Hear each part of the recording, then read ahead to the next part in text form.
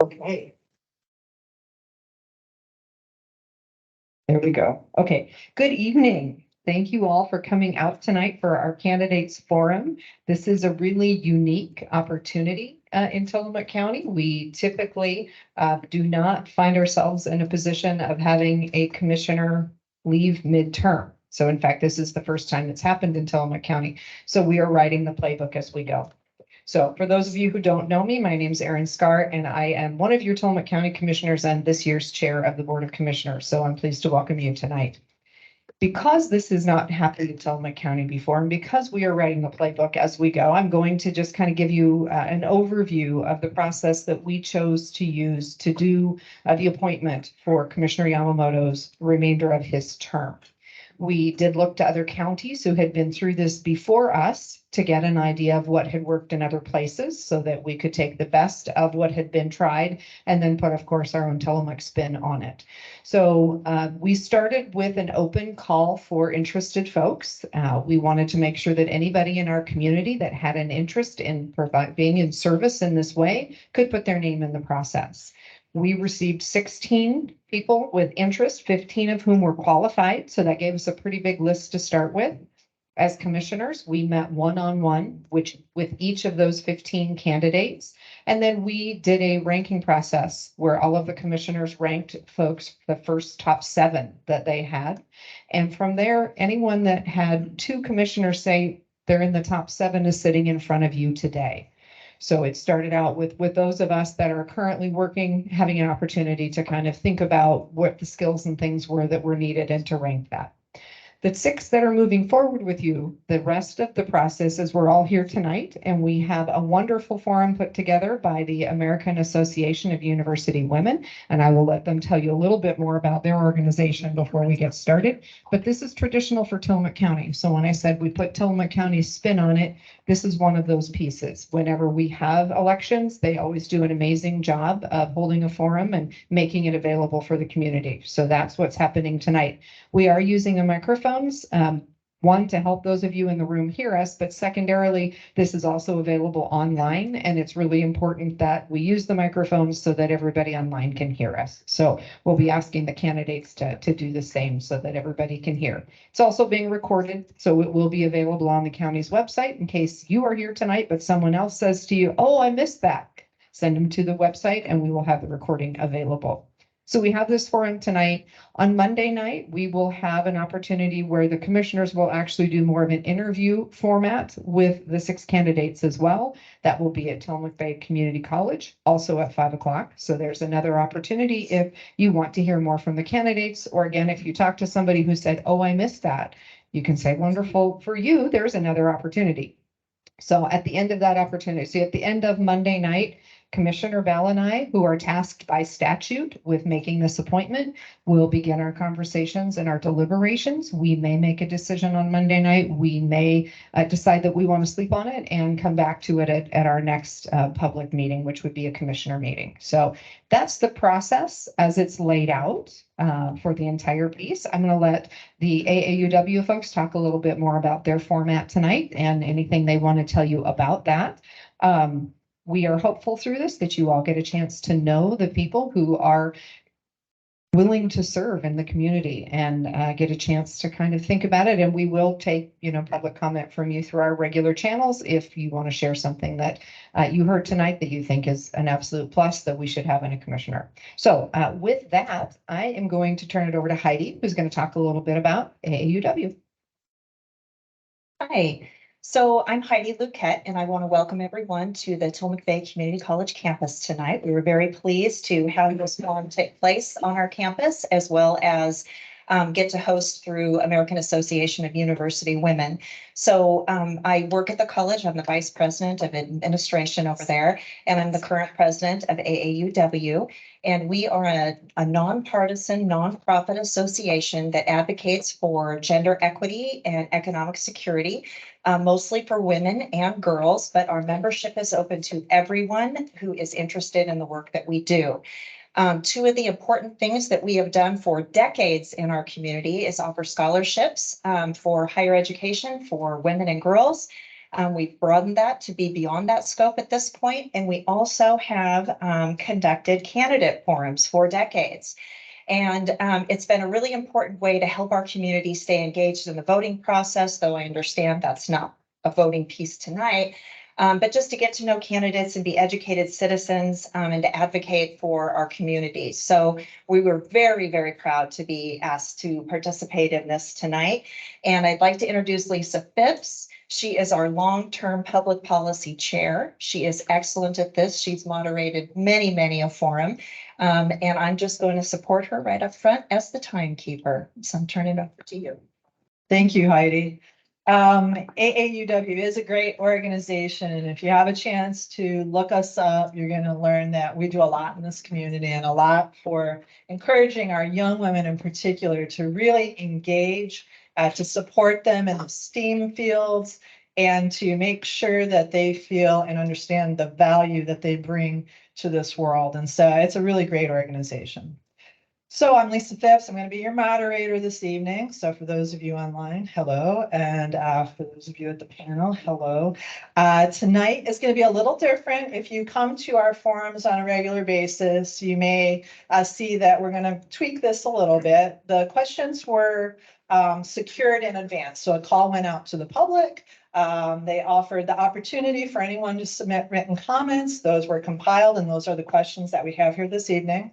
We will not be taking questions from the audience as we often do in our other forums. They always have to be written, but we won't be doing that tonight. However, and I'll remind you at the end of this, there are comment cards at the back of the room, the side of the room, that you're going to want to grab a hold of and maybe take some notes, make some comments. This is your opportunity to provide the county commissioners, sitting county commissioners, with the feedback they need to help in their deliberations about who's going to be your next county commissioner. So tonight, gentlemen, we have 12 questions. I think we'll get through all of them in short order. Some questions you'll have 2 minutes, others you'll have 1. I will let you know before each question. We will rotate, so no one person gets to be the first or the last. We do have a timekeeper. So for the 2-minute questions, well, actually for both of them, at the 30-second, no, you know what? Yeah, at the 30-second mark, Heidi will show the yellow card. At the 15-second mark, Heidi will show the red card. Okay. 15 seconds left. 15 seconds left. No, yes, 15 seconds after you've started, she's going to show you cards. No, this is near the end, and I will cut you off. No, look, everybody's like, I'm sorry. I will gently remind you to wrap up, and then we will move on. For those of you that may have been through this process before, it will feel pretty comfortable. For those of you not used to spewing your whole life out in 2 minutes, it can be a little daunting, but that's why we brought everybody up close to encourage you, to give you smiles and happy nods and the look of, okay? So that's how we're going to do that this evening. This is supposed to be an opportunity for the audience to learn from you, but you know what else? You're also going to be getting that visual cue feedback, and I want you to be paying attention to it. Hearing how people are responding to you, thinking about what you're saying. I think that's going to be helpful for you, whether you're successful in this or you decide to run for another office or this office during the next election. So we're going to get started, or we're going to start with Mr. Olson first. Is it okay if I call you by your first names? Because I didn't write down everybody's last name. Okay. So we're going to start with Doug first. And this is going to be for everybody. This is a 2-minute question. And this is really the opportunity for you to provide your opening statement, why you're here, what you think you're planning for this evening, and what you need these folks to know. You're also going to have 2 minutes at the end to wrap up. So think about that. But I'm sure everybody's prepared for this. So Doug, I'll let you start. All right, well, thank you, Lisa, and thanks to the University Women. My name is Doug Olson. My wife, Patty, who's right here. We live in Pacific City. We've been there about 30 years, a little over 30 years. We've owned a business almost the entire time. I'm a native Oregonian. I was born in Hood River, not much different than Tillamook in a lot of ways. I'm pretty independent. My parents died when I was quite young, and my grandparents raised me until I was a freshman in high school, and then I was with three separate families and left high school, graduated, went on to college, worked my way through college, ended up with a degree in business administration and some graduate work. After graduation, I worked for a couple of national companies, the old Montgomery Ward and also May Company. They sent me to Chicago. I had a really, really good job buying hardware for the whole nation for the company, but I absolutely hated the Midwest. So I came back here and I ended up at Evergreen Schools as a contracting officer. That's in Vancouver. And it turns out that I really, really found I liked public service because the mindset was different, the people were different, the goals were different, just the way things happened. So I took an interest in that. I was there for 7 or 8 years, pretty active in some regional associations. And then I took a similar job at Washington County over in Hillsborough, a neighboring county to the east. Similar job, contracting officer and also facility manager. So I was there for a while and ended up down in Pacific City where we bought a business, and I've had a long career in public service here since I've been in Tillamook County. So with that, I could talk about more, but I've been elected 7 times to public office, the chair of the budget committee, and maybe more as we move along. Thank you. That was great, Doug. I will remind for the rest of you, there are a lot of questions that may get to some of that. So it's okay if you don't get it all in at one time. Okay. So Ken.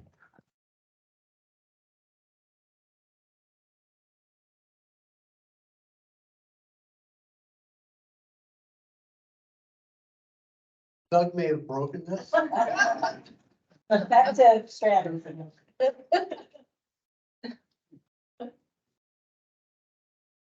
One battery.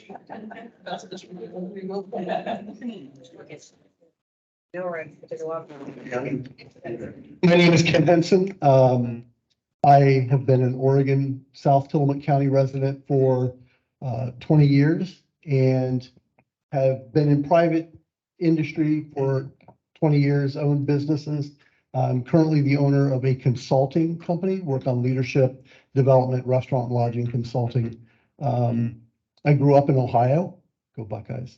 I grew up in a small town and I couldn't wait to get out of a small town. Went to college at the University of Maryland, where immediately was over my head as a 17-year-old going to the big city from a town the size of Tillamook. Knew that I needed discipline in my life. I dropped out of college, went into the military. One of the best things that I ever did. Instilled a real sense of discipline and camaraderie and team building. Got out of the military and decided to go to culinary school in Columbus, Ohio. From there, I lived a little bit of all over the United States. Came to Oregon for the first time in 1994 and just fell in love with the state of Oregon, the people of Oregon, the geography of Oregon. Traveled a little bit, came back to Oregon because my wife and I decided we wanted to raise our family on the Oregon coast. We thought we'd be the luckiest people alive if we could somehow manage to make a living on the Oregon coast. 20 years later, here we are, proud father of 2, proud parent of 4 pets, and have always believed very, very wholly in servant leadership.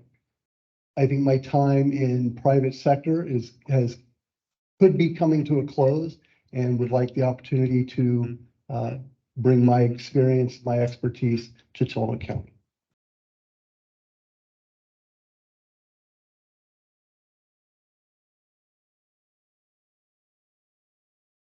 Thank you. My name is Jerry Keene. Thank you, Lisa and Heidi, for putting this together. Thank you to everybody that cared enough to show up tonight. Appreciate it. Speaking to empty chairs would have been a little more uncomfortable. I'm a native Oregonian. My husband Rob and I built a vacation home in Oceanside over 30 years ago, and then moved here full time when we retired 14 years ago. I was an attorney. My practice involved lots of work at the state legislature and state agencies. I argued hundreds of cases before the Oregon Court of Appeals and Supreme Court, lots of involvement in administrative law and those kinds of procedures and concepts. Relating to the Board of Commissioners position, I think the experience that's most relevant is the issues and the people and the interactions I learned about as spending 5 years as president of the Oceanside Neighborhood Association, our community association. From that vantage point, I worked with the county commissioners and public works and community development and all the agencies, basically as a consumer, coming to them for help, coming to them for money, coming to them for advice. And those related to things like land use and zoning, roads, short-term rentals, emergency preparation, neighborhood communications. Those are all things that I cut my teeth on as a leader in our community. Beyond the ONA, beyond the Oceanside Neighborhood Association, I've been involved in the county short-term rental committee since the advisory committee since 2017. I'm the current treasurer and elected member of NISD, which is our sewer district, our sanitary district. I'm the president of our community 501c3 foundation, and I'm the editor and publisher of the Oceansider, which is a newsletter some of you may read that goes out once a week in the Pioneer. Other than that, I'm really interested to hear what you'd like to hear about, and I'm looking forward to your questions, and thanks again for coming.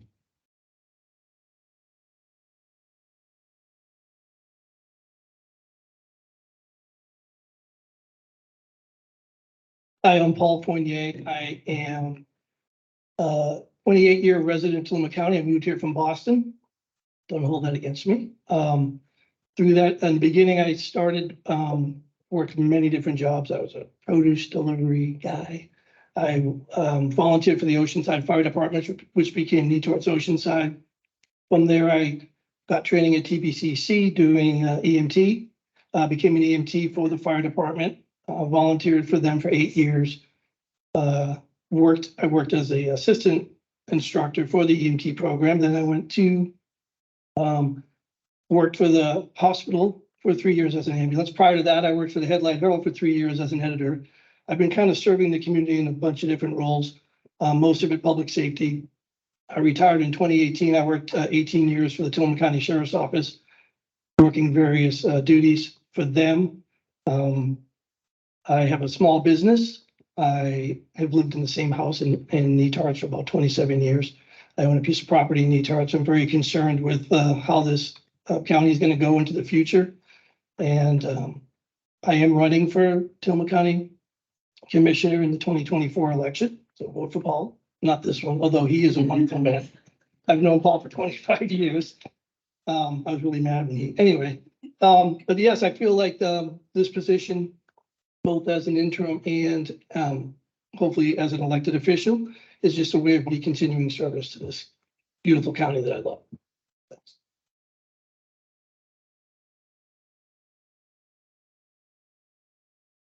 My name is Paul Levesque. I'm a resident of Netarts, and I've lived in Tillamook for 51 years. I'm married. Many of you may know my wife, Gail, who works at the Tillamook School District office.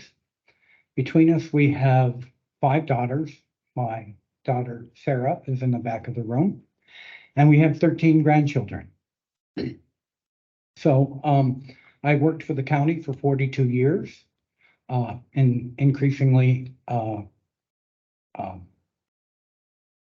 responsible duties, such positions as emergency manager,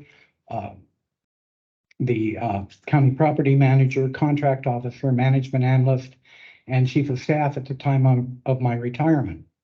I was set on a number of intergovernmental boards, including TIDE and Tillamook Lightwave, where I served as president until my retirement. I've held a number of positions on statewide boards, committees, and public associations, including the Oregon Public Property Managers Association. I currently volunteer on the Oregon Geographic Names Board, and we advise the United States Board on Geographic Names on petitions to change the names or rename or name a geographic feature. I look forward to your questions. Thank you. Is this too late to know that I'm colorblind? Just kidding. All right, let me know. Okay. Good afternoon. I would like to begin by expressing my appreciation to the commissioners for hosting this forum and to all the people whose efforts contributed to making it possible. Thank you. If you're here tonight or this afternoon or reading this transcript, then you share a common interest with the rest of us present here tonight, which is a concern for our community. I'm not a native to Oregon coast, but in the 12 years I've lived here, I've developed a deep passion and appreciation for it. There's no doubt in my mind that my kids are better people as a result of growing up here. And that reason alone is enough to instill in me a strong desire to protect and preserve our way of life. I view our community not only as a resident, but as a member of a family business in Pacific City. I also serve on the board of directors of the Friends of Pacific State Run Airport. In short, I'm vested in our community.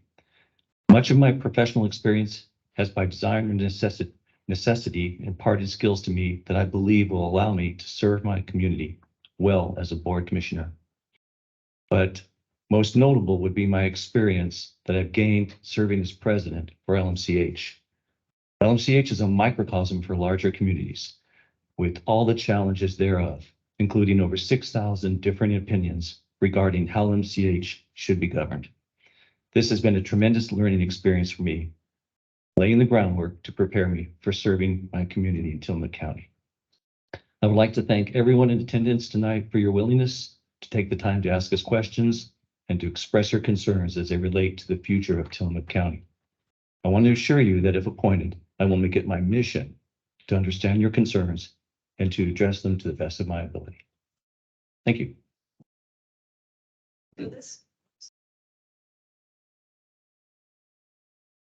This next question is 1 minute, the timekeeper. If appointed to the position of commissioner, what do you see as Tillamook County's top 3 issues now and into the future? And we will start with you, Ken.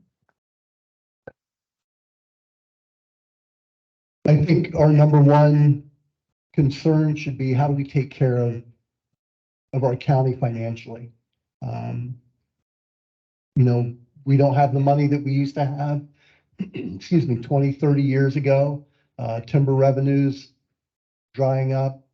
We have a rich history of culture of timber and dairy farming here that we need to continue to take care of. So I think taking care of our county financially is our number one concern. I think housing security is our second biggest concern, and food security is our biggest concern. 27.5% of single mothers report food insecurity in this county. 57% of school children in Tillamook County report food insecurity. So some big challenges we need to overcome.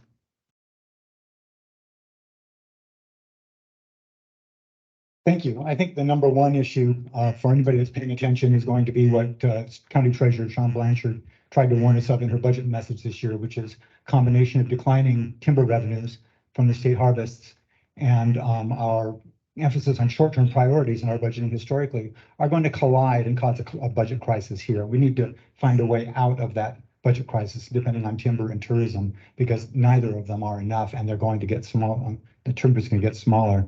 So that needs to be long-term focus, has to be on reconciling those issues. I think the other 2 issues are housing, workforce housing, which Director Absher has been absolutely amazing, pulling a rabbit out of her hat and finding the funding and pulling together a group to focus on subsidizing short-term housing. It's amazing, and we need to continue that. And then finally, emergency prep. We are in a world of hurt, and our county, the city of Tillamook, has no emergency preparations. The county has very little organized, and so that would be my 3rd main priority, although there's so much else to work on. Okay, I could go on for a long time, but I'll pick 3. Obviously, workforce housing's higher in the priority. We have jobs available here. We have very little housing available for workers to come here and be here and work. Every department within the county is dealing with this. Every private industry is dealing with this. We have to make this a priority. We have to do more for middle-class workforce housing. Second of all, is something I wasn't aware of, but was brought to my attention at the fair, was affordable and available childcare. Every major employer, the top 5 employers are working on this, and we need to make that a priority so that there is available and affordable childcare for everybody. So, and the third, of course, being a public safety guy, we need to continue and expand our investment into public safety. The activities that happened last week are a good example that we could really use some more investment into public safety. Thanks.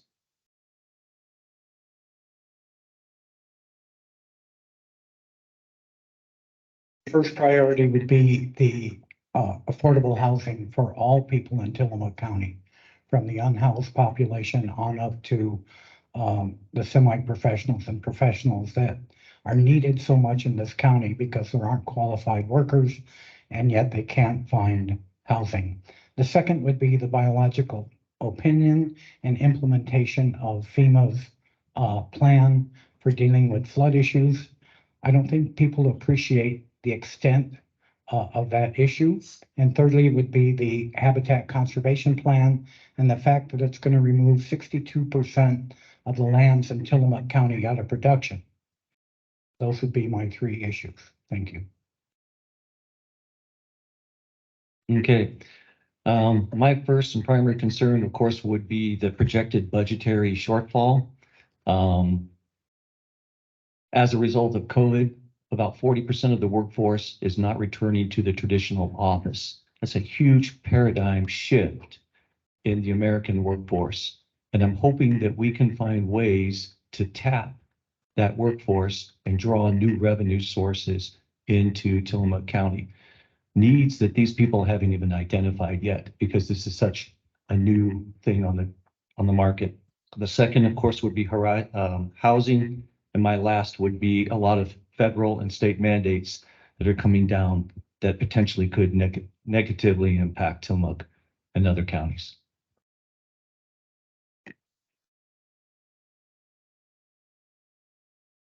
Okay, thank you. First of all, I would go back, as you've heard from others, on the shortfall in the county's general fund. I've been the chair of the county's budget committee for a long time, probably close to 20 years. And the budget of the general fund is around 30 million, but 10 million of that is basically working cash. So 20 million is in part what comes from our forests and other sources, including property tax. If we lose a third of that, it's very significant, upwards of as much as $3 or $4 or $5 million that goes into discretionary spending. So that's one, probably number one. Number two, as was also mentioned, is the buy-off the FEMA floodplain expansion that would preclude building or rebuilding in our county, and that's a big deal to a lot of our farmers. And then finally, housing as part of infrastructure, including our roads and internet services. Thank you. This is a yes or no question. So yes or no? Yeah, you have 4 minutes. Yes or no question. As you are aware, this position appointment is for a duration of 12 to 13 months, depending on when you start. Do you plan to seek election to this position in 2024? Sure. I've made it clear that I view this position as an incredible service opportunity, but it is not, this position is that, but it is not an ambition. I've been retired, my husband and I have been retired for 14 years, and that would, running again, becoming a professional would take a great reworking of our life plan. I offered my services because I really care about the county, because I feel like I've had experiences at a local level that others have not, that can help bring a perspective to the commissioners, also based on my legal background, all of my work with county staff and their operations. I felt like I could step in and hit the ground running and be an effective commissioner immediately while doing that work and not being distracted or keeping my eye forward to get reelected, just focus on the job. And so that's why I offered my service. Yes. We run. Go for Paul.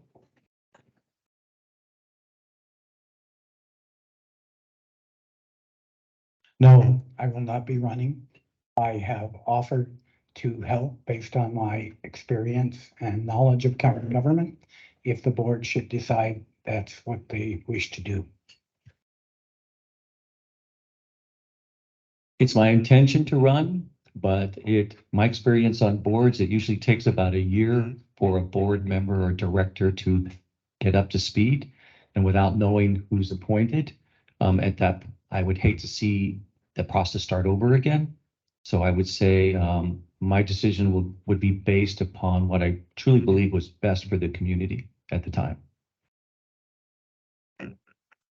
No, I do not plan to run. I've been elected to public office 7 times in this county, 4 terms on the PD, and I think 3 terms on our Water and Sanitary Authority. And it's probably time for others to step up. I also believe that the voters should have a say in who our next commissioner is. So I do not plan to run, but I can tell you I will hit the ground running because I know most of the issues and I've been around a long time. So thank you. Thank you. Yes, I would run, but only if appointed. I believe that having potentially two vacancies, I believe Commissioner Scar hopefully will run for re-election. But her term is up, I believe, at the end of this term. And quite honestly, it scares me to have 2 vacant positions, potentially 2 vacant positions. And I believe that Tillamook County needs cohesion and continuity in these positions. And so, yes, I would run, but I would say, as I said in Tillamook Pioneer, that if the citizens of Tillamook County, I believe that they, like Doug said, should have a say. If they would not vote for me, that they would make those wishes known to the county commission during this process. The next question is also 1 minute.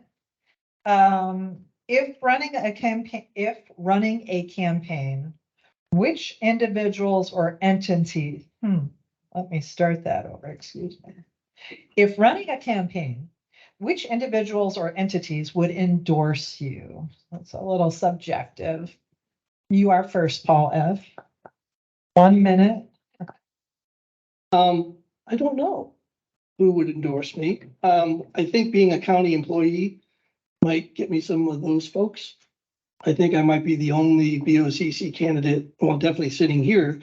I don't know if there's ever been a county employee rank and file type of person that's been elected to the board. So I think I bring a perspective. Perhaps the unions in the county. I am an 18-year Teamster. 3 of the 5 top employers in this county are union shops, so possibly them. And hopefully everybody in this room after seeing how good I'm doing. Thank you.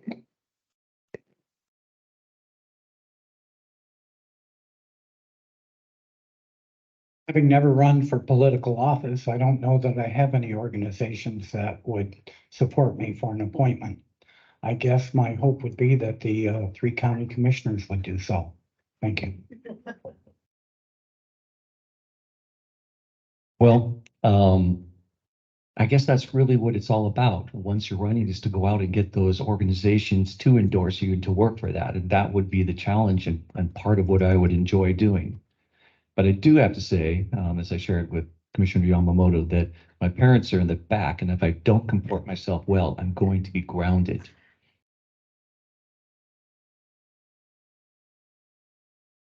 Well, it's hard to say because one never knows. I will say the reason that I'm here tonight, and I had originally planned not to do this. I got a lengthy call from Representative Javity, our state representative.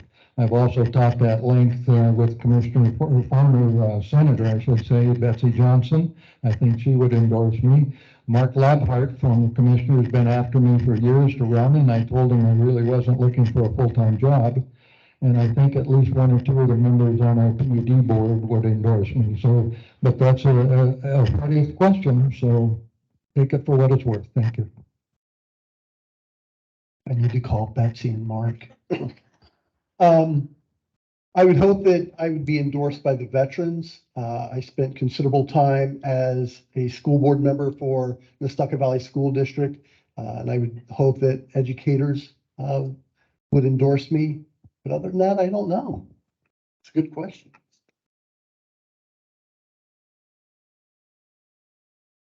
Well, in the 80s and 90s, I ran 4 very hard-fought, highly funded, contested cases for the state legislature. And one of the things that really appealed to me in this situation was that by saying I'm not going to run for re-election, I don't have to run the campaign within the campaign looking for support by interest groups or financial support. So let me just say that I'm glad I don't have to, but if you make us do this, I think the group that I could probably I could count on most, because I did ask them before I decided to run, was that for the last 7 years, every month, just about every month, I have been in a meeting with the other presidents of the unincorporated communities of Tillamook, the ones that work with the county, and we've shared our challenges and we've shared our insights and we've shared advice. And I did contact them before I decided to do this, saying, hey, am I out of my head? Am I out of my league? You know, what do you guys think about this? And every single one of them contacted me and said they would support me if I did this and would be glad that I did. So I guess I would have the support of the local unincorporated communities, and I'd be very proud of that.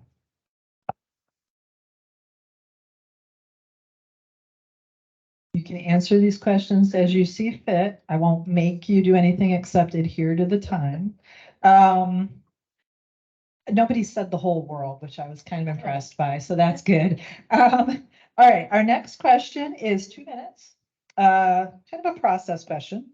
If you had a citizen come into the office with a complaint involving a certain department and or individual, and that never happens, how would you respond to the citizen and what would your next steps be?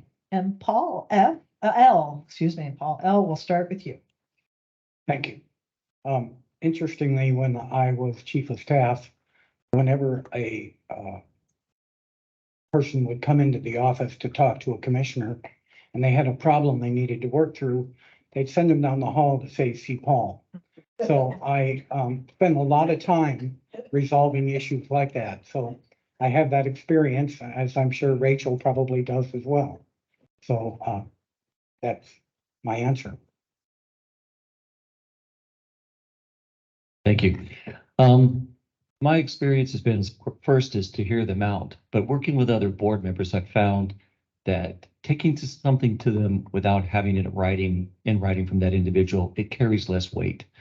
And so I've had much more success addressing concerns of citizens by having them put it into writing for me and being able to move it forward to the appropriate people and departments.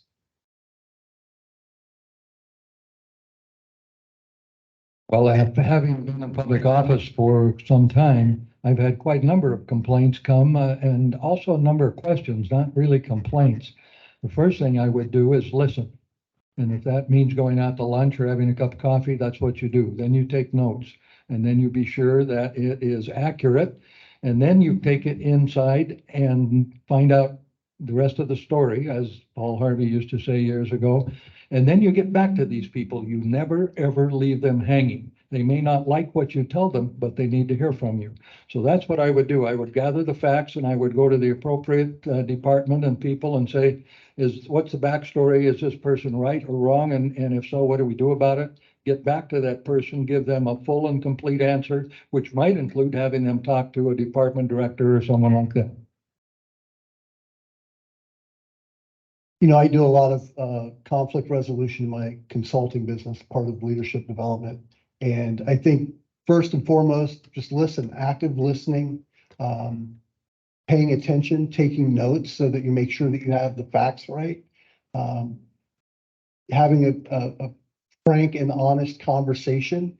When you need, if it's a complaint, a serious complaint, ask them to put it in writing. Investigate the other side of the story, like Paul Harvey used to say. And like Doug said, always follow up and follow through. They may not like what you have to say, but you're right, they need to hear it. I've been on the board of the Detroit Social Science Sanitary District, and I've had fielded a few complaints about staff. I also, for about 5 miserable years, was in charge of HR, of human resources at the law firm that I was a partner with in Portland. I could not wait to give that up. It's the most difficult job there is. You can't win, and both sides are right. And so what you do is first of all, you do listen. I can't believe how many times just listening, being the place that someone can vent, actually takes away most of the problem. They just wanted to complain. They would know somebody would be watching things in the future, and there's no need to follow up. If there was a need to follow up, then I absolutely would get my facts straight.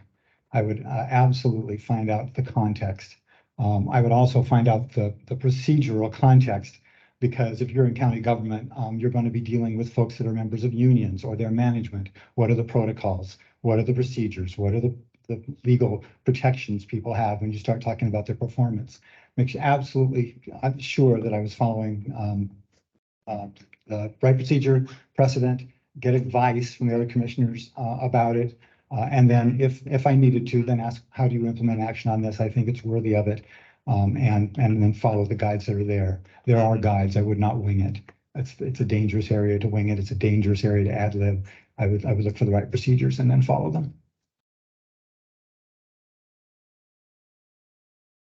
Being in law enforcement for 18 years, I really have never heard anybody complain. So, but seriously, the thing is, to echo their sentiments, is you have to listen to people. People need to be heard. They need to feel like they've been heard. So you have to have the patience to listen to them. And to go further than that, we have a lot of great people working in our departments in this county. So always take the complaint with a grain of salt, get the facts, write them down, investigate. Don't assume that it's actually exactly as that person's saying. I would investigate, write it down, and then I would hopefully give the employee the benefit of the doubt to explain their side of the story and get both sides, rather than just do a bunch of behind the scenes stuff and then do a gotcha moment on the employee. I think department heads, whether they're elected or not, are professionals, and I think that they should be treated as such. And I think nobody likes to feel like something's been done behind their back. So I think as professionals, we deal with this all the time as police officers. You get called to the table all the time. I have a sergeant sitting over there. I have a sheriff sitting back there. We get complaints, we get called to the table, but they also give us an opportunity to tell our side of it. I think that's very important. So listen to the person complaining. Don't assume that it's not accurate, but also don't do a bunch of stuff behind the scenes that makes someone feel bad, like that you didn't trust them, I guess. Yeah. Thank you. This next question, I modified just a little bit. What do you think the duties of a county commissioner? Oh, I'm sorry. 1 minute. Yep, thank you. What do you think the duties of a county commissioner are? And we will start with Matt. In its simplest state, it's to represent the will of the people and blend that with governing them and balancing the budget and trying to make all that work. It's not easy to finance a government and also please over 27,000 constituents. And it's really about compromising, which there's been a lot of that with some significant issues lately.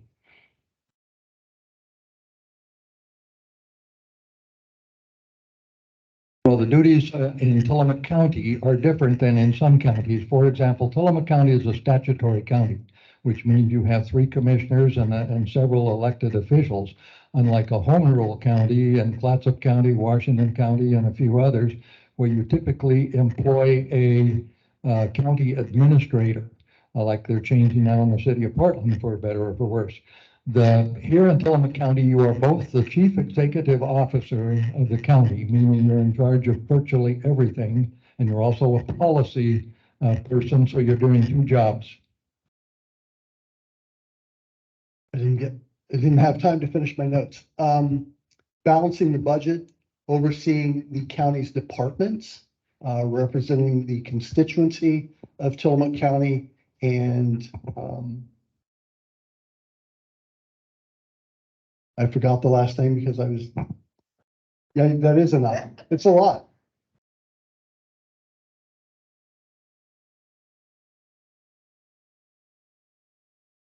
Well, first of all, county commissioners are unlike other politicians. You have to actually fill potholes. You have to look people in the eye and solve problems. It's why this would be such a fulfilling job compared to other, what passes for politics in other places. As I understand it, the county commissioners serve two roles. One is legislative, one is quasi judicial. Legislative means you know your county, you know the issues, you get input, and you provide policy guidance to the staff that are actually on the ground and implementing policies for the county. Quasi judicial means that in some situations you have to be a judge. You have land use disputes. The county commissioners, when there's a decision on the ground on zoning issues, gets appealed to the planning commission, then it gets appealed to the county commissioners on its way to LUBA and the appellate courts. So you've got to know that aspect of it. They take completely different skills, different kinds of knowledge about what the scope of your authority is. And you need to really do your homework on both sides in order to do the job well. Rather than echo a lot of things that have already been said, I would say that primary duty is to listen to your constituents. In this case, I think having it be a nonpartisan position is a really unique and special way of solving problems. I think the main duty is getting people to come to the table when dealing with issues, and we have a lot of them that we're dealing with, bringing people to the table, but the magic is actually keeping them at the table and being able to talk to both sides if there's two sides or if there's three sides. And I think that departments look to the county commissioners to be able to do that. So I think bringing people to the table and keeping them there and listening to the public.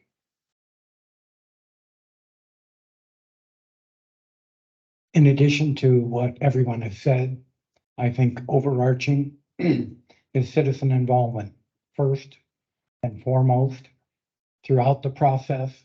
And at the end of the day, if policy doesn't work or legislation doesn't work, come back to the table and re-engage citizens once again.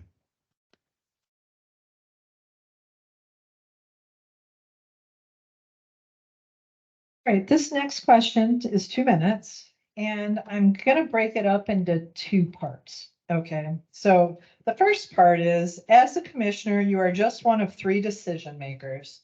How do you see yourself working in this type of environment? So that's the first part of this question.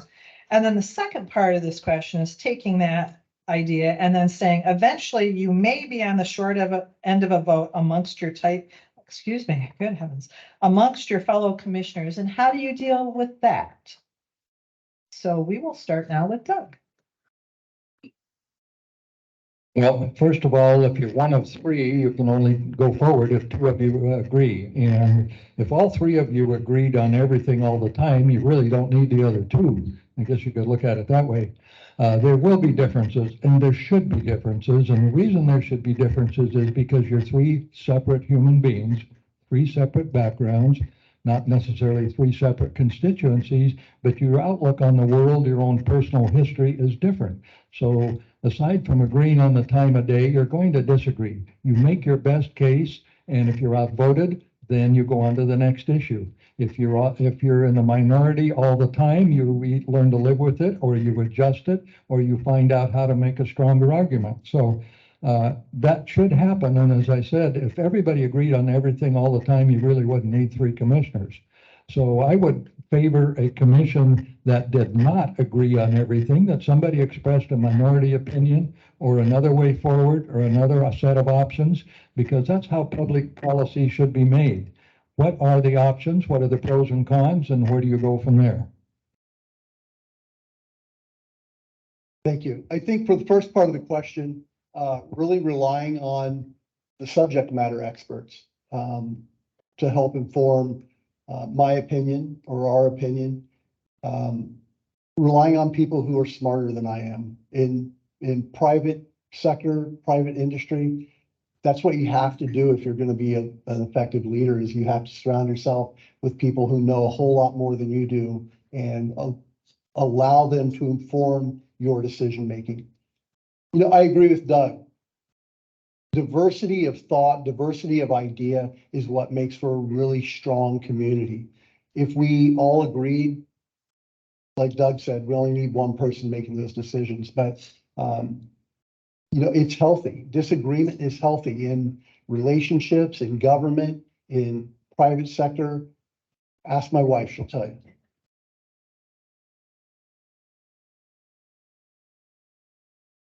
Oh, I think, first of all, you got to bear in mind, you're working in a team environment. That's why there's three of you. You've got to, well, this will be the hardest part of the job for me if I get it. I love brainstorming. I love bouncing ideas off of people. I think that's how you solve problems, is you get creative in an atmosphere that's safe. When you're a county commissioner, it's illegal to do that with the other county commissioners.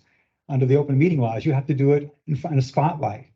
And so I would need to adapt my love of even hearing dumb ideas, you know, and then working from those to good ideas, or giving dumb ideas and working to good ideas. That would be a challenge for me, but it's also a challenge that I would embrace, because I have worked with the other two commissioners on many, many issues. I am a known quantity in the county commissioners. They have to decide whether that's good or bad, but they'd know what they're getting if they appoint me. I'm pretty transparent that way, and I hope they would see it as a positive, and that's the way I would approach it. If I'm outvoted on something, I was a lawyer, a litigation lawyer for 30 years. I've argued thousands of cases in front of administrative agencies, and if you look my name up in the Oregon appellate courts, you'll see that I've appeared in over 200 cases where I was a lawyer for one party or the other at the Supreme Court or Court of Appeals. Do you think I won them all? I wish, but no. So I know my way back from losing an argument. I know that maintaining credibility and trust and looking forward to the next dispute is more important than winning or losing one. 2 out of 3 is a pretty good number. Relax into it, maintain your credibility for the next argument and the next fight, and move on and trust the process. It's really hard coming in after all this because you don't want to repeat a lot of it. Mary Faith and Erin and I have talked about one of the difficult part of the job is not being able to just sit down in a room and brainstorm, and as me and Josh would call it, spitballing, where you can be safe and you can say crazy things and you can do that. That is going to be a very difficult part of this job. But I think there are ways to do that in public meetings as well. Trying to create that kind of environment where you can share ideas in a way and have that transparency with the public. There's nothing wrong with having them listen, because they might even have some better ideas to offer during that time. So I think that's great. I also think diversity of opinion and thought, as Doug and others have said, is very important. I think, again, having the nonpartisan commissioners, some people don't like it. I think it's fantastic because everybody can have a little bit different slant and bring something else to the table. As far as being outvoted, I've been to court, probably not as much as he has because I wrote really good reports, but I have lost a couple of times. And, you know, I tell people this, I'm from Boston. I love a good debate. Mary Faith can tell you this. I love, my friends can tell you that, but I also don't mind being wrong. I like to learn, I have a curiosity. And so I think the debating for me is just convince me of your argument. And if it's right, it's right. And we go that way. So.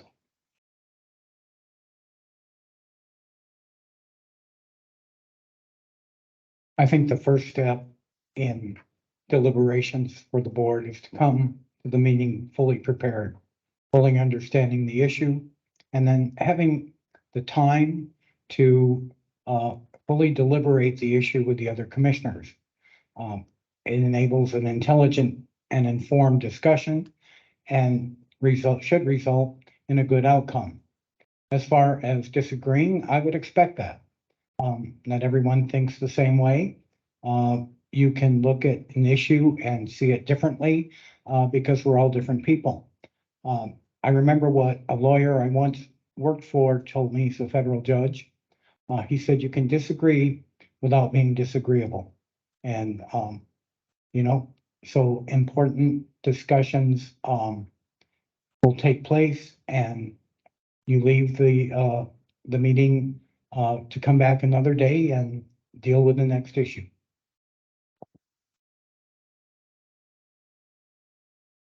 As far as being a part of the board of one of 3, for me, it's a matter of different skill sets. Everybody brings different skill sets to the table, and that manifests itself even in the meetings.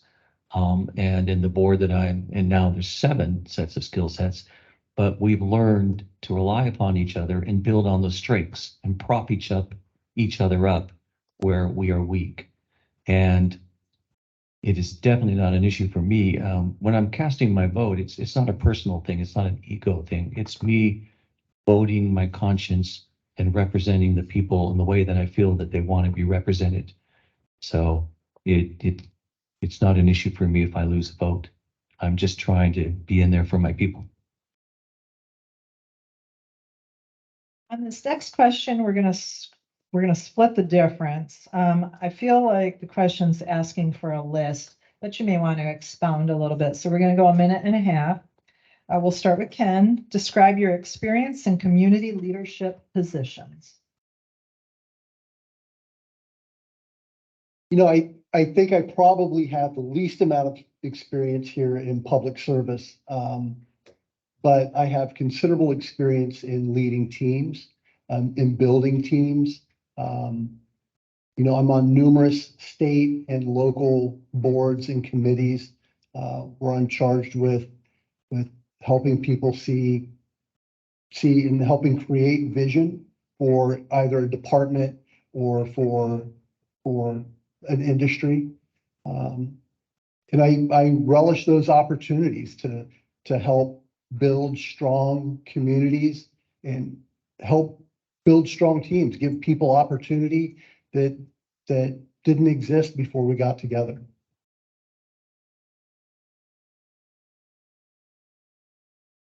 Well, I provided a list in my opening statement. I won't repeat that. Let me just emphasize a few of the things that I've done that I think relate well to the job of county commissioner and the background to do it. As the president of the Oceanside Neighborhood Association, I've led the group through 2 community-wide rewrites of our community plan, which involves not only building consensus and some technical work, but also then successfully taking that plan and having it approved by the Planning Commission after hearings and then by the county commissioners after hearings. You have to learn a little bit about collaboration, about process, and about our, God love them, land use laws in order to do that. So that's one piece of background from my experience. 2, in many ways, when I've worked on local issues in Oceanside, it turns into working on countywide issues. The best example of that is in 2017, Oceanside started the very first local short-term rental committee because we saw issues on the horizon, and we had half of it short-term rental owners, half of it residents, and they put together a list of ideas for the county that they took to the first short-term rental committee, and they were enacted unanimously. And that turned into my being appointed to represent Central County on the short-term rental advisory committee. So that's another piece of substantive experience, I think, from my background. And finally, I would just say I'm the treasurer of the Neatards Oceanside Sanitary District. I've been through 2 annual budget cycles, had to learn the budget laws, the limits, how to read a spreadsheet. And that's, I guess, a third important piece of experience I have to prepare me for this position.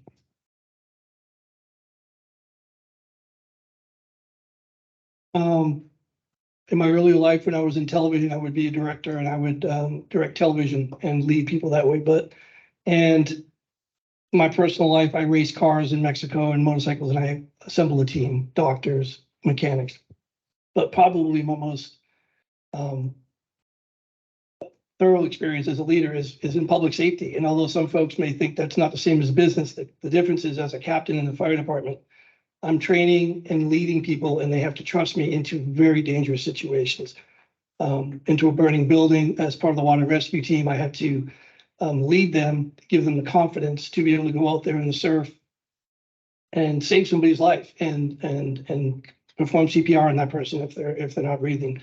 I've done that as a police officer, as a field training officer, helping officers, leading them to make good decisions on calls. It's different than business, but I would say that in a lot of cases, the consequences are more severe.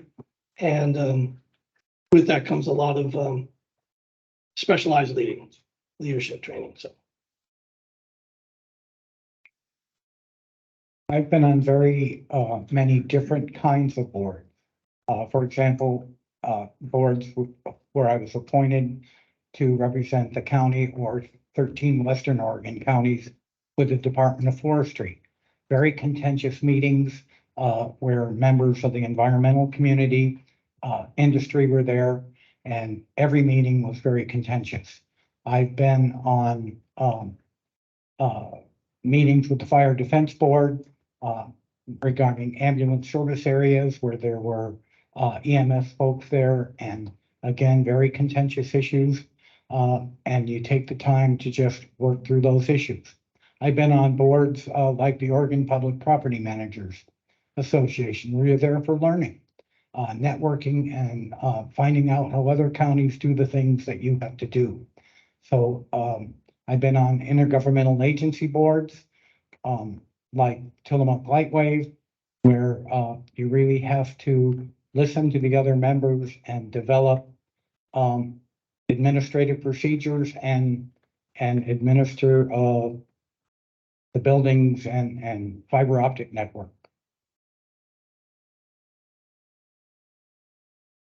Okay, so I currently serve as president, have for 5 years of a 501c7. It's essentially a small city with 37 miles of road, electric, water, its own waste management.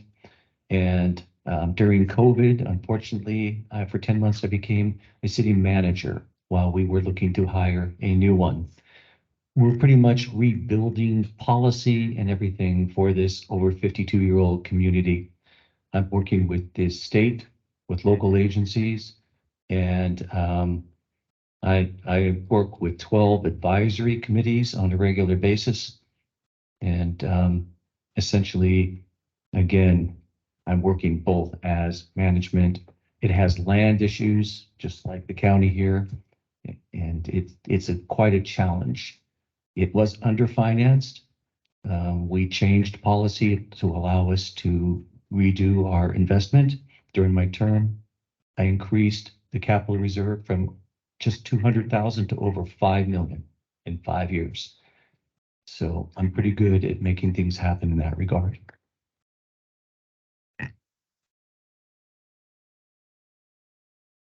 Okay, over the past 30 years or so, we've been in Tillamook County. As I mentioned earlier, I've been on the Water and Sanitary Authority, I think 3 terms in Pacific City. I'm in my 4th term on Tillamook PUD. I'm the current president of the statewide association of PUDs. I'm also the president of Tillamook Lightwave and represent PUD on that. Paul Levesque was one of the founders of that 24 years ago.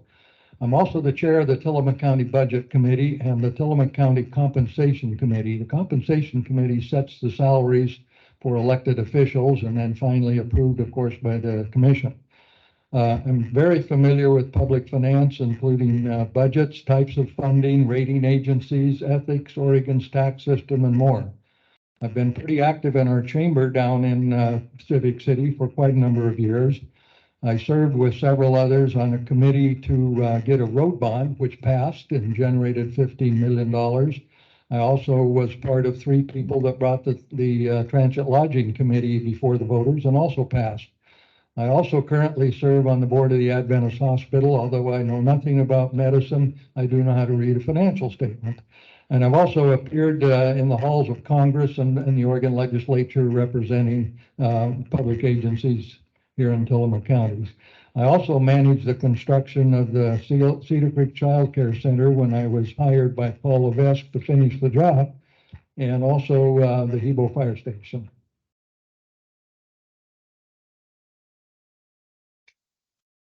This next question is 2 minutes and it's loaded. Describe your experience with budgeting, including Oregon budget law and personnel or department program management, department/program management. And we will start with Jerry. Oh, I've already mentioned my experience with public budgeting, the Netaharts Oceanside Sanitary District. As part of that, to keep our insurance rates down, I've had to take an awful number of seminars on that subject. Our administrator made us. I'm not an accountant. I'm not an expert in numbers. I can read a balance sheet. I know what policy is reflected in it. I organized the effort to try to incorporate Oceanside as part of the legal requirements for that. We had to come up with a 3-year budget and prove to the commissioners that our approach was feasible. So I soaked a lot up in my skin from that about finances.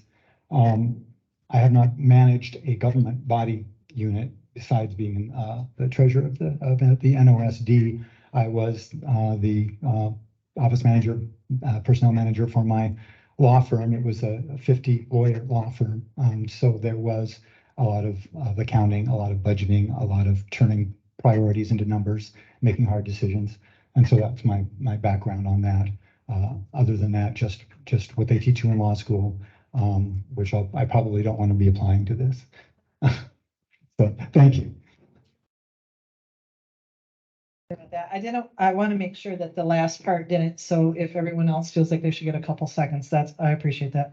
But your experience with budgeting and then with personnel or department / program management. So also personnel, program management. Do you feel like you answered that question? I think I did. My law firm experience, team building, priorities and budgeting, I think that you get a flavor of what I would bring to the table. I probably have less budgeting experience as he does, except for what I have to do for my own private business, my own small business. Luckily, we have a very capable treasurer and I understand how to read budgets. I've been doing it during the last budget cycle and understanding how money can be moved around in county government. I've been watching a lot of that. As far as managing programs, again, I'm not a politician. I don't sit on a lot of boards, so I would say that my experience is more of a layman and would go back to fire service where I was in charge of a water rescue program and procuring vehicles, jet skis, equipment, training, personnel, making sure they have state certified training, sponsorship for equipment, and promoting that kind of thing with the community. So I would say the budgeting is probably my least strong point, but you know, that's what happens when you work on public safety and so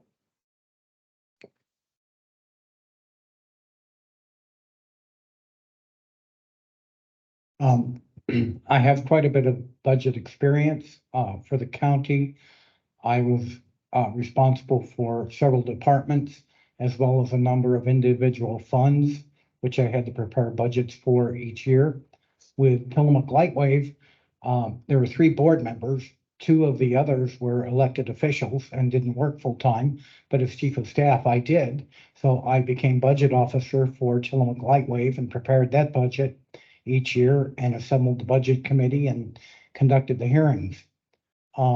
As far as program personnel management, as I say, managed a number of departments, programs. One example would be the ambulance service area regulation.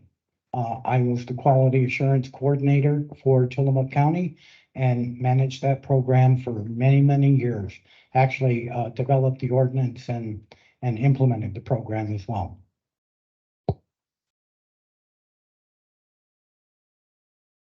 As far as budgeting, we have a treasurer and also a CPA and other bookkeepers that help with that. But I do have, so as far as preparing it, I don't, but I have to be very involved in projecting it. Currently, we're trying to figure out how we're going to raise money to put in a loss system and a new electric and for 37 miles and corresponding water. So believe me, budgeting is very much on my mind. With personnel, I'm only really allowed to work with the exempt personnel, but I also have to understand the labor force that we have. We also have a union. I realized that we were kind of lacking in that. So the board agreed with me. We went out and outsourced our HR department, knowing part of it is recognizing what you have skills in and what you need to go out and get. And so we rely on our outsourced HR to help us when we really don't know which way to do or what to turn. So I think that pretty much answers the questions. Thank you. All right, budgeting, as I mentioned, I've been the chair of the Tillamook County Budget Committee for quite some time, and I understand that. I know the difference between fund accounting and enterprise accounting. For example, most of Tillamook County is fund accounting. Lightwave, for example, is enterprise accounting, much like a business. I've also served on the PUD, or helped build the PUD budget. I also serve on the college budget committee and on a number of others. With respect to personnel management, that's a bit different. I've hired probably over 300 people, both in my own business and others. I've been deposed in personnel matters. At one time, when I worked at Washington County, it was an individual who needed to be discharged, He threatened us, and I spent the next year with the deputy sheriff next to me at every meeting. So I've been down the hard road as well as the easy ones. I understand the implications of civil service. I know how that works. I'm also quite familiar with unions, the grievance process and all of that. And in owning my own business, I probably hired over 300 people. And as Ken would tell you, in the hospitality business, turnover is pretty high. But you get used to that, and you look for quality people, and you do what you have to do. So I've had a lot of experience with budgeting and with personnel matters. And the county fortunately employs some really, really good people in the HR department.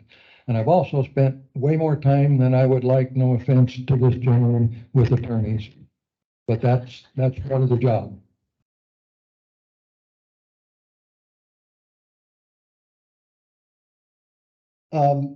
So I sit on the committee for the Solid Waste Advisory Committee as the chairperson. So oversee the implementation of that budget. Again, by surrounding myself with really great people who know more than I do about the implementation of that budget.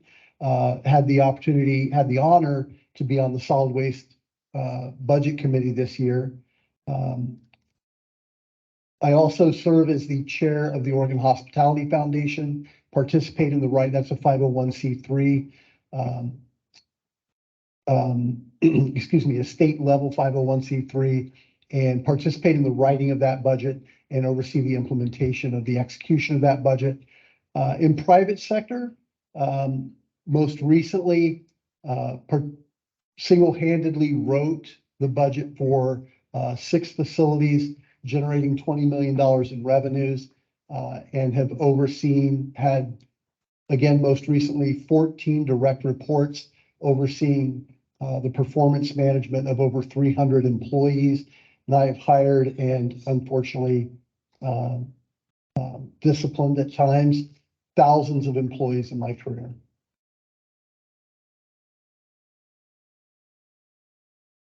This next question is 2 minutes. We'll start with Paul L. Given the county's challenging, no, see, I call you Paul, I call you Paul, I call you Paul L, I call you Paul F. I mean, you got an issue here, Pauls. Okay, Paul F. Thank you. I tried to diffuse the situation because this is a tough question. Given the county's challenging financial position, what steps would you take to create financial stability in the immediate term and then the long term? Okay, that's a great question. So one of the things I believe is the county, we've been hearing a lot of the doom and gloom, and I'm still confused on exactly where all that stands, because I know the timber revenues so far this quarter are above expected or predicted. And according to ODF, the timber revenues are going to be pretty much sustained for the next 15 to 20 years. So I am kind of confused, and I've been doing a lot of question asking and trying to figure that out. We definitely need our timber revenues, but we also have got to be more aggressive in getting alternative revenue streams going in this county. I've been here for almost 28 years. I've worked for the county for over 20, and I've been gone through this. We're facing a cliff every 3 years, and we never faced the cliff, but we continue operating the same way. And one of the things I'm running for is to start offering some new creative revenue streams to try to bring more money in. There's $200 million that goes through this county every year. And it's not about changing the TLT. There's about other creative ways of capturing some of that money before it leaves this county. It affects this county with our roads. It affects our county with our fire departments and ambulance service. And I feel like we have to figure out a different model than the one we've been following for 30 years. Yes, timber and timber and farming are our identity, and we need to protect that, but we can't keep relying on that. We have to be more aggressive and creative in finding alternative revenue streams. I think there's both a micro approach and a macro. As far as micro goes, I think we need to look at each revenue stream and begin to think creatively with each one, what we can do to supplement or create side streams into that revenue fund. As far as the macro goes, I think it's time to perhaps look at strategic budgeting, where you first create a vision for the county, and then around that vision, you have some strategic goals about how you're going to fund.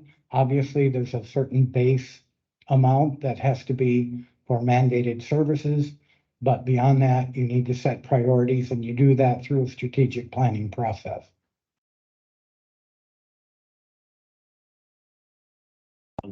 Not to echo what's been said, but I guess it's kind of basic planning. I would sit down and look at the current revenue streams that we have and identify those that are predicted to diminish and those that are potential for increasing. And then building upon that, going back to trying to find out a way to leverage that 40% of the American workforce that is changing the way they work and the way they spend their money. Because it's these paradigm shifts where usually the most opportunity exists for generating new industries and sources of revenue. And that's where I would start to try to look.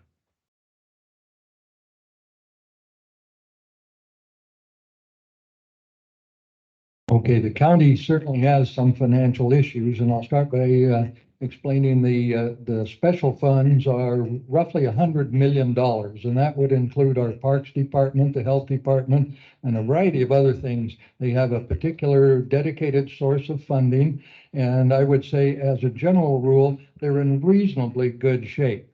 The general fund, on the other hand, is the one that would suffer from the reduction in forest revenues and so on. So it is time, and I've argued this for some time as a member of the Budget Committee. We possibly need to look at other sources. For example, the library system here is funded by a special levy, and it rolls over every 5 years. The voters have an option to approve it or not, and they have for, I think, 20-some years.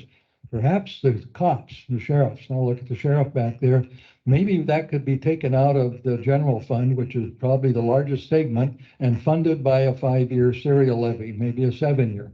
But there are a lot of constraints given at the state level. For example, many of you remember measures 5, 47, and 50 back in the early 90s, late 80s, 90s that changed how property taxes can be collected in certain limits.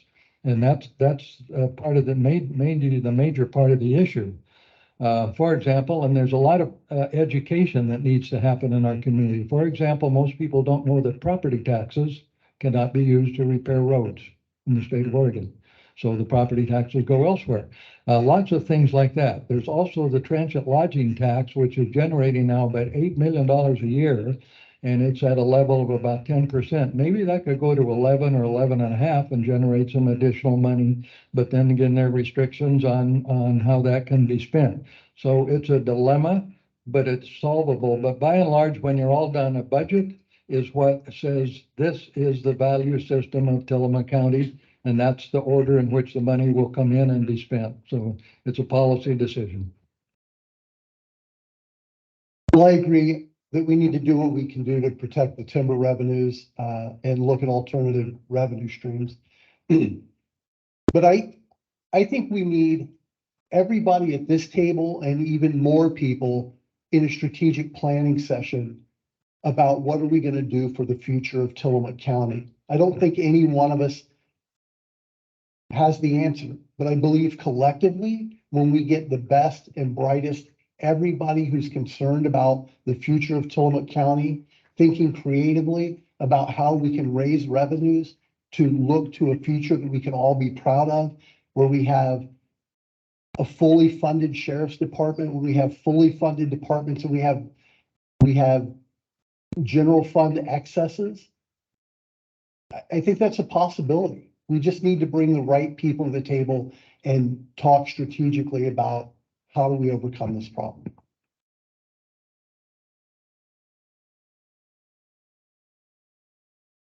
So on both the short and long-term budget issues, I would start by going to Doug and say, Doug, make me smart. What do you think we should do? You've got more experience in these issues, more insight, more depth of understanding and institutional memory than anybody, including the current commissioners. And so I would start by saying, I don't have all the answers, but I bet you've got some you've been trying to get on the table for a while. So I would start there. Short term, I have heard talk of a surcharge on the TLT tax, possibly devoted to code enforcement, which has been a long held need. I've heard talk about the possibility of bond levies. I think that we saw just the glimmer of a spark of the future this year when during the budget dispute, one of our agencies thought that they weren't being respected in the budget process, called on the public to back them up, and that played out in the budget hearings in a way that I don't think we should let happen again. That was not the way those problems should be solved. And so I've approached that more differently, and that would have started by going to the agency heads and saying, what ideas do you have? You've been through these budget crises a lot. Are there things you felt like you've been wanting to try for a long time and you haven't had? The commissioners have been so in crisis mode, but tell us what you've got. You guys know your budgets better. You've been here for a long time. And I would again say, make me smart. On the long term, as I understand it, the commissioners have already retained PSU for a strategic plan workshop for, I think, a 5-year workshop. And so the folks that are saying that needs to be done, I believe that's underway, and I would embrace that and look forward to participating in it. Possibly my participation will be compromised by the fact that I said I'm not going to be here long term, but also maybe being short term would be an advantage. I wouldn't have some political considerations or long-term considerations that might let me be a little more blunt or open-minded or creative in that process. And so I think that is a really good first step. Finally, as has been said, and I said before, we have got to break the timber versus trees conundrum. And read my statement in the Pioneer that they asked us to fill out, because I've laid out what I think is a third way to build some long-term funding using our resources in the county. Thank you. Okay, this is our last question before closing comments. All right. So Paul Levesque, we'll go start with you. And this is 1 minute. If you are appointed commissioner, do you have any one particular issue or any one particular agenda that you would like to pursue? Well, I have actually more than one. Certainly implementing the Tillamook Lightwave connectivity to the premises. Serving first the unserved areas and then the underserved areas following. The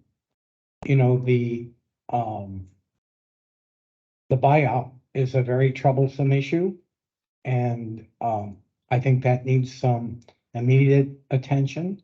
There are some opportunities going on with the environmental impact statement, and I would look forward to working with Sarah Absher in community development to help work through that.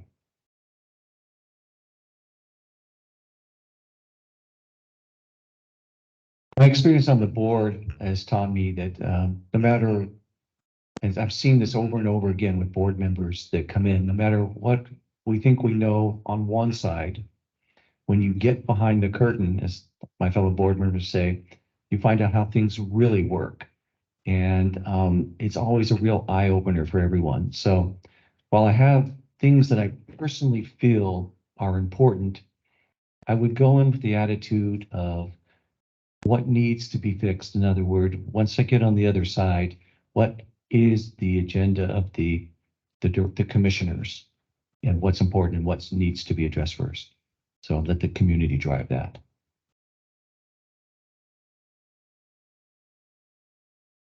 I would not come into this position with a specific agenda saying I want to do 1, 2, 3 or ABC. I think the current commissioners would tell you that you never know what's around the corner. And I'm thinking back to when they came to work one day a few years ago and found out the computer system had been hacked by foreign interests.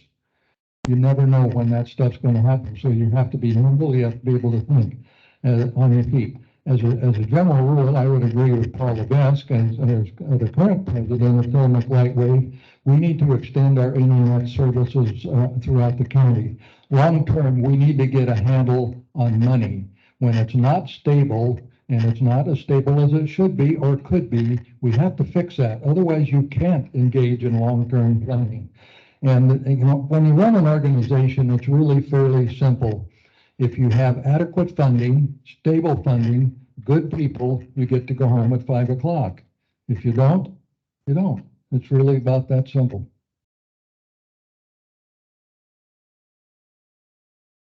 I would say that I wouldn't have an agenda. I think the agenda needs to be informed by what's happening in the moment, what's happening in the day, and what the greatest need at any given time for the citizens of Tillamook County are. I do agree that I have a soft spot in my heart for food security. You know, I threw out some statistics a little bit earlier. We're in a failed experiment of how we feed our citizens in this country. And I think we need to do something about that. Thank you. Well, first of all, I've admitted that I only intend to be in this for a year, so I'm not going to be going with any great long-term agenda items, except perhaps possibly help build a foundation if one of those ideas works. I think I will be pulled towards some things that I have lots of experience with, maybe more specialized experience with in terms of short-term rental issues, legislative outreach. I can talk about that more in my closing statement. If I had a wish that I could, something creative that I could just go out and explore and brainstorm, it would be the idea of going out to the business community, using contacts I have in Salem, using existing resources, and finding out what would it take to bring you to Tillamook. I don't, we've started the workforce housing issue, but a lot of that housing isn't really, that's housing for relatively low income kinds of enterprises in the state. It's service entities and things like that.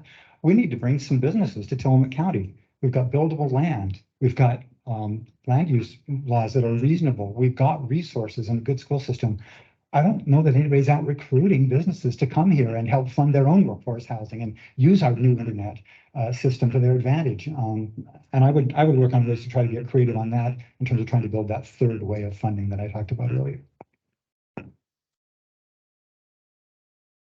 As far as coming in as an interim, I think they've already got things going. I think I would try to figure out how I could help slide into that position. Obviously, I'm very concerned with the buy-up, the FEMA buy-up, and where we're at with that, and also the housing issues. I would like to take part in some of that also.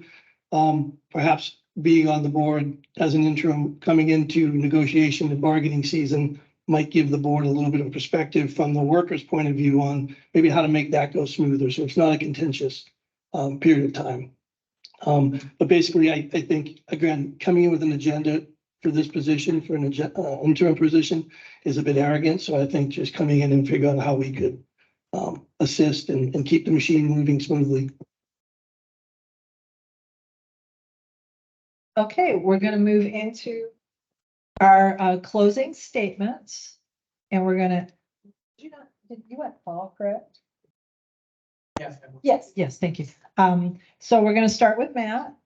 You have 2 minutes, and this is your opportunity to really sell yourself. So let her rip.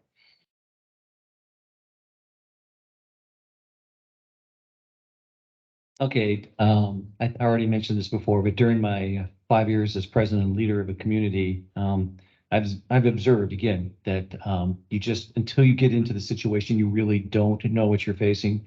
But one of the things that has become apparent to me is that it takes about a year for a director to get up to speed, even when they seem to be knowledgeable of the issues. Having knowledge of the issues and still being the one that has to assimilate all that data and make the decisions is very different.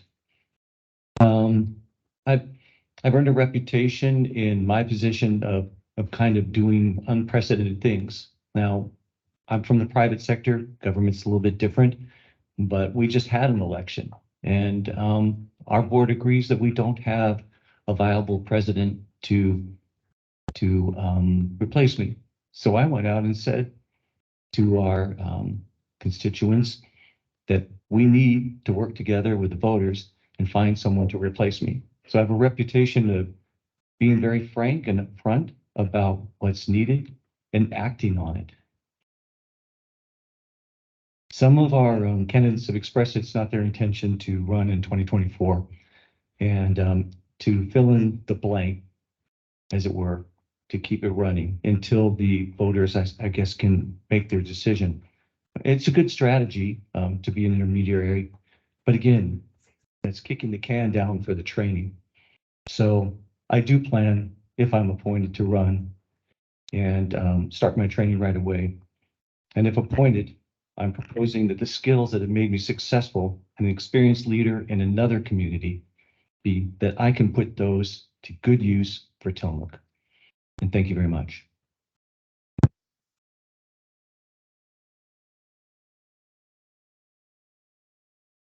Okay, thank you again for the opportunity to do this. As I pointed out before, I'm a native Oregonian. I grew up in Hood River. I'm been in Tillamook County over 30 years. And my service on all these boards and commissions, I think has given me a background that I quite literally could come to work on a Monday morning and be pretty effective by the end of the day. I do know the issues. I certainly know the budgets and the numbers. What I would have to learn is what are the internal issues and how are they being dealt with, because that's how you run an organization. A number of other things that I didn't point out. I'm pretty much a fiscal conservative, and this is a nonpartisan position, but I don't like to spend money I don't have, whether it's mine or yours, and I like to hear a good case. I also am very strong on accountability. If we give money to an organization, for whatever reason, good or bad, I want that organization to report out every 90 days or 4 months or some interval where they are accountable back to the source of the money. And that doesn't always happen in government, and I've seen that way too many times.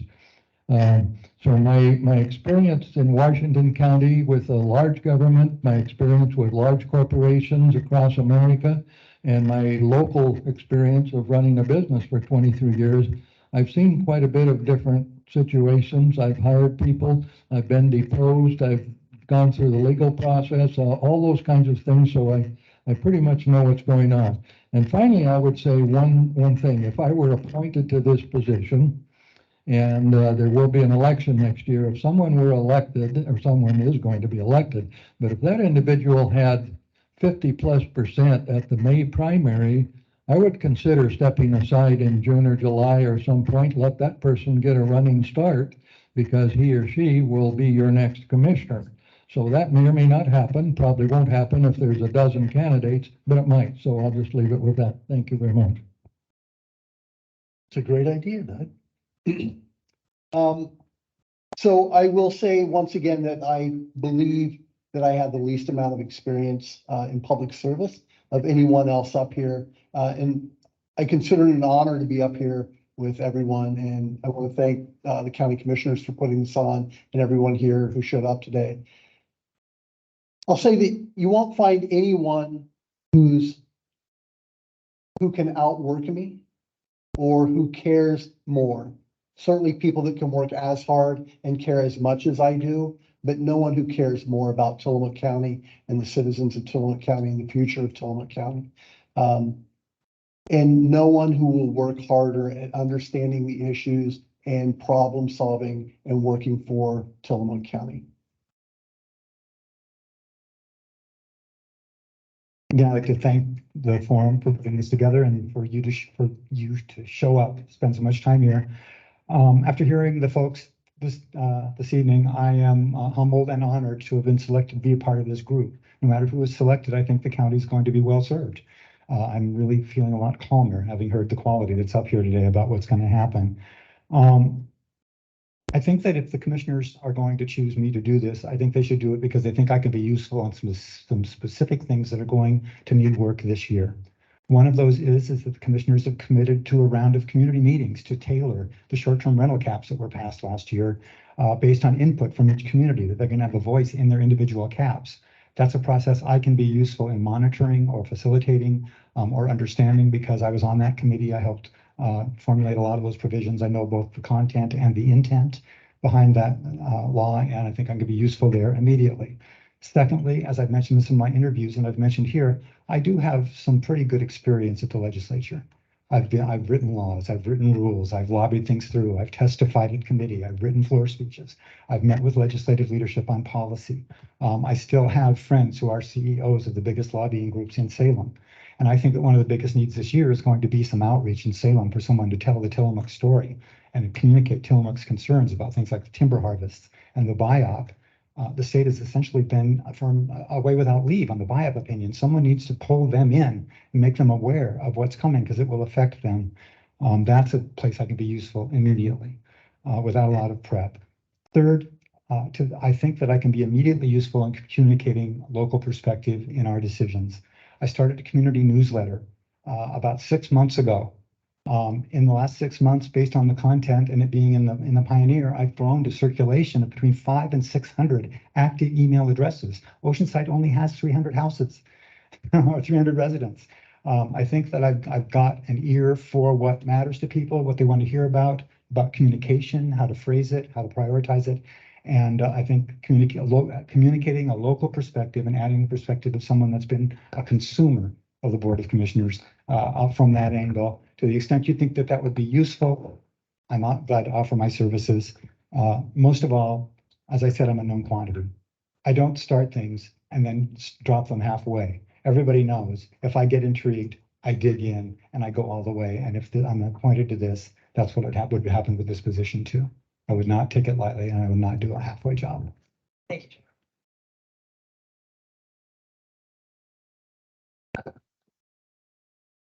I love Tillamook County. I'm definitely not a polished politician.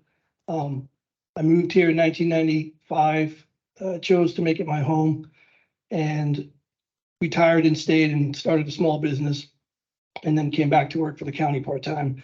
I have a strong sense of what I lack in political acumen. I have a strong sense of duty and service to this community.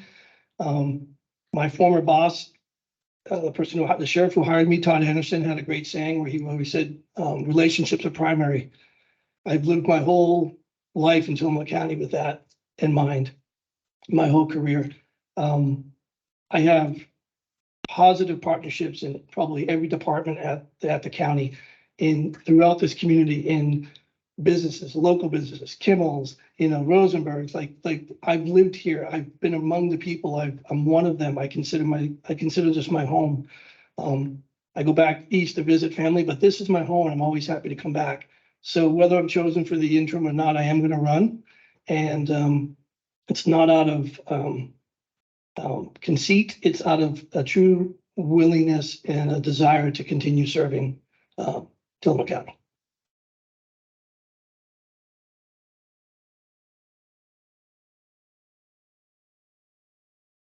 First of all, I'd like to thank the Board of Commissioners for hosting this tonight. Thank the Association of University Women for moderating it. And thanks for the people who came out and taking your precious time in the evening to participate. I think I have done a lot of homework to get up to speed on the major issues. I agree with Doug that if I'm chosen, there are some inner workings to get up to speed on once the position is assumed. I am looking forward to the panel discussion to determine further what the board's concerns and interests might be. And again, it's an offer to help if the board should deem that I would be useful in that position, and I would certainly be willing and honored to serve. Thank you. So I would like to thank the panel for being here this evening. You guys did a great job. Your congeniality with one another was really nice to see. It's a refreshing change from what we've been seeing in the larger scale politics. I'd like you to all realize that this is a job interview. They just gave it in front of 50 people plus people watching them on TV or their computers. They don't even get to see them. This is daunting and you all handled it very well. And I very much appreciate that. And I'd like you all to give them a round of applause.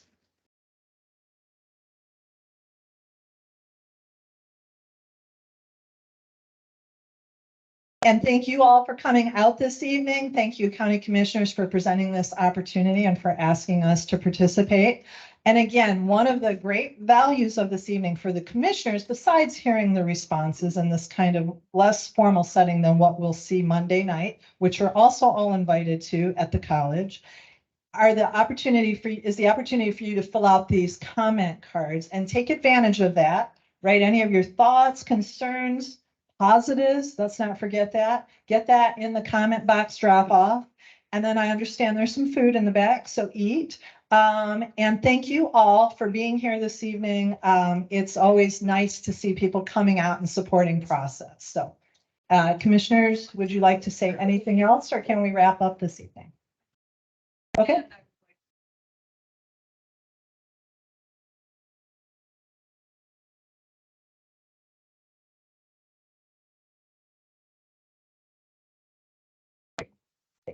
Thank you. Good job, guys.